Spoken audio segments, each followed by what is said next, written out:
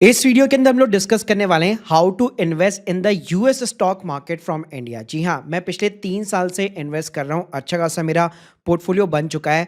फिर चाहे Indian mutual funds की बात है या फिर यूएस के डायरेक्टली स्टॉक्स या ईटीएफ के अंदर इन्वेस्टमेंट की बात है, तो मैं अभी तक सारा सब कुछ एक्सपीरियंस कर चुका हूँ।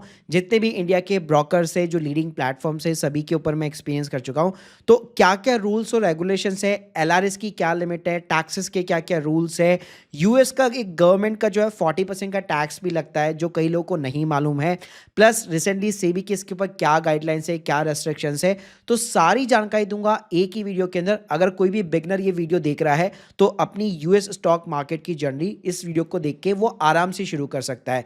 तो प्लीज पूरा वीडियो यहाँ पे जरूर देखिएगा। और गाइस, स्टार्ट करने से पहले बताना चाहूंगा जितने भी प्लेटफॉर्म के लिंक्स होगी डिस्क्रिप्शन बॉक्स में मिल जाएगी, जहां पे एक्सक्लूसिव रेफरल बोनस और रिवॉर्ड्स भी आपको देखने को मिल जाएंगे। तो सबसे पहला तो रीजन ये आता है कि यूएस के स्टॉक मार्केट में आपको इन्वेस्ट क्यों करना है। तो सबसे पहला जो रीजन होता है कि अगर आप निफ्टी 50 यानी हमारे इंडियन मार्केट में भी इन्वेस्ट कर रहे हैं और यूएस के मार्केट में अगर आप देखते हैं तो दोनों के बीच में ज्यादा कोरिलेशन नहीं मिलता है। यानी इसका मतलब ये नहीं है, जैसे आप देख सकते हैं स्क्रीन के सामने, अगर यहाँ पे मैं निफ्टी 50 और नेस्डेक का कंपोजिट यानी यूएस का स्टॉक मार्केट लेता हूँ, 6 महीने के अंदर निफ्टी 50 ने जो है 6% का रिटर्न बना के दिया है, वहीं पे नेस्डेक ने 29% का रिटर्न बना के दिया है। अगर मैं एक साल की भी यहाँ पे बात करता हूँ तो हमारा Indian market -4% right now negative में गया है और नेस्डेक ने जो है 23% का रिटर्न बना के दिया है।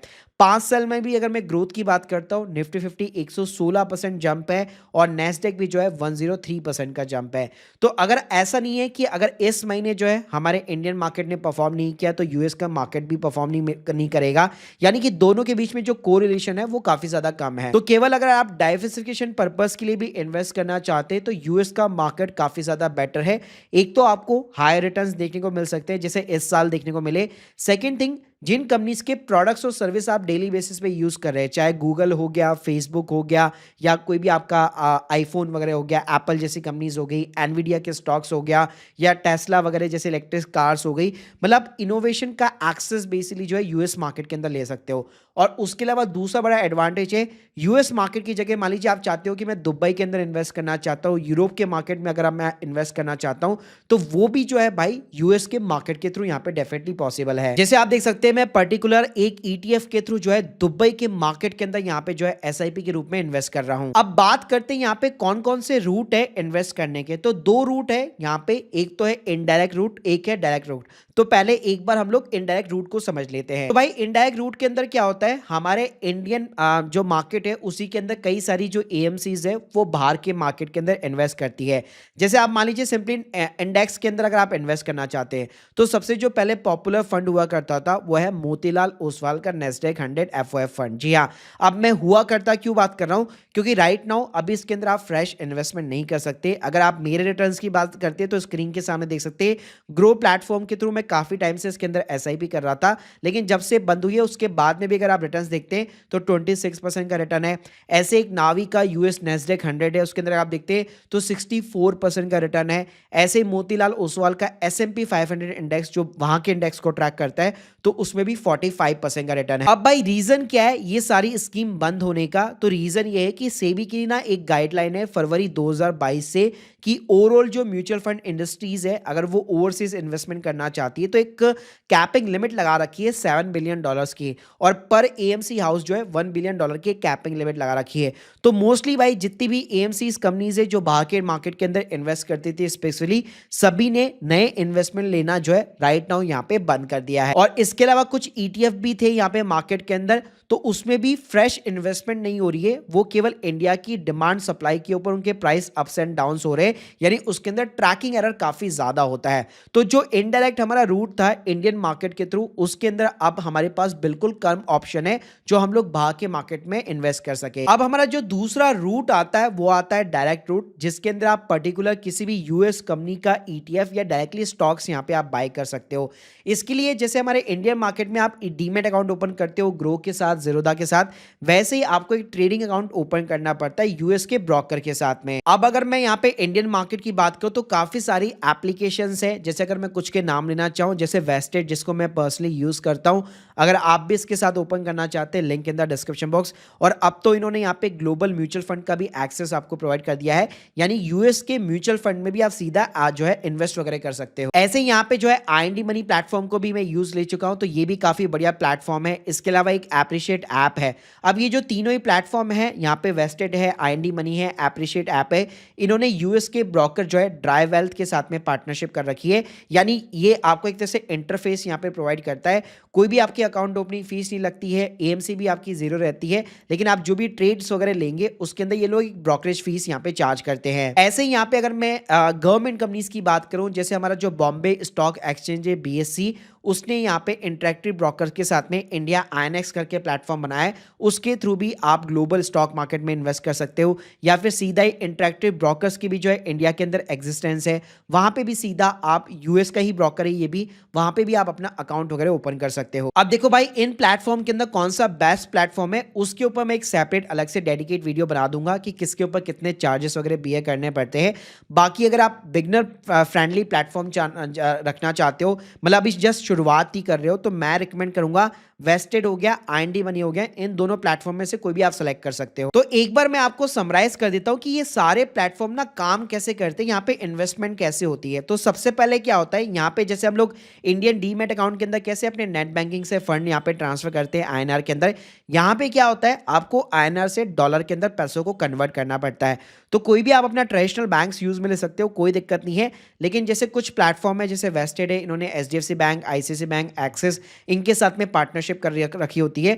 तो होता क्या है, जब आप आईएनआर से डॉलर के अंदर पैसों को कन्वर्ट करते हो, तो एक ना आपको फिक्स कॉस्ट बियर करनी पड़ती है, जैसे 500 रुपये हो गया, 1000 रुपये हो गया पर ट्रांजेक्शन।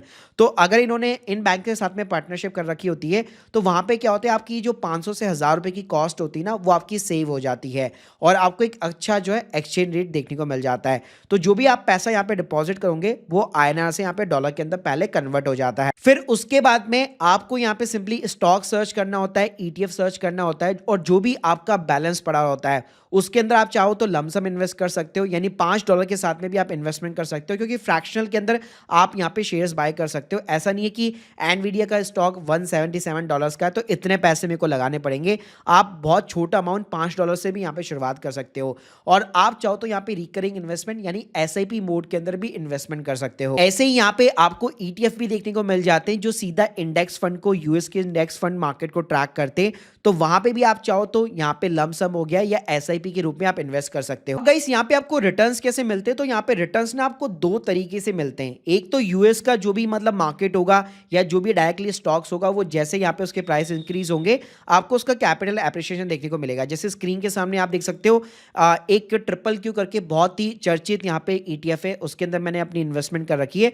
तो अभी तक मेरे को 68% का रिटर्न मिल चुका है, ये मैंने एसआईपी मोड के थ्रू कर रखा है। अब ये रिटर्न तो मेरे को यहाँ पे मिल ही रही है, लेकिन जब मैं आईएनआर से अपने डॉलर के अंदर पैसों को कन्वर्ट करता हूं, तो मुझे करेंसी का एप्रिसिएशन भी मिलता है। यानी कि लेट सपोज जब मैंने ये पैसे इन्वेस्ट किए होंगे, तब यहाँ पे डॉलर और आईएनआर का प्राइस मान लीजिए 82 का चल रहा है, और आज की डेट में मान लीजिए 87 या 85 या 86 का आ चुका है। तो उसके बीच में भी जो एप्रिसिएशन हुआ है, उसका भी एडवांटेज मेरे को यहाँ पे देखने को मिलता है। यानी दो तरीके से मेरे को यहाँ पे अच्छे खासे रिटर्न्स देखने को मिलते हैं। अब बात करते हैं हम लोग कुछ टैक्सेस की और हमारे गवर्नमेंट के रूल्स और रेगुलेशंस की। पहली बात तो ये कि आप डायरेक्टली जो इन्वेस्ट करते हो वो एकदम लीगल तरीका है। आरबीआई का एक रूल होता है, एलआरएस होता है, लिबर्टाइज रेमिटेंस स्कीम, तो $2.5 लाख जो है पर ईयर आप आराम से इन्वेस्ट कर सकते हो। इसके अंदर एक टीसीएस की लिमिट होती है, जो पहले 7 लाख रुपए थी, अब यहाँ पे 10 लाख रुपए हो चुकी है।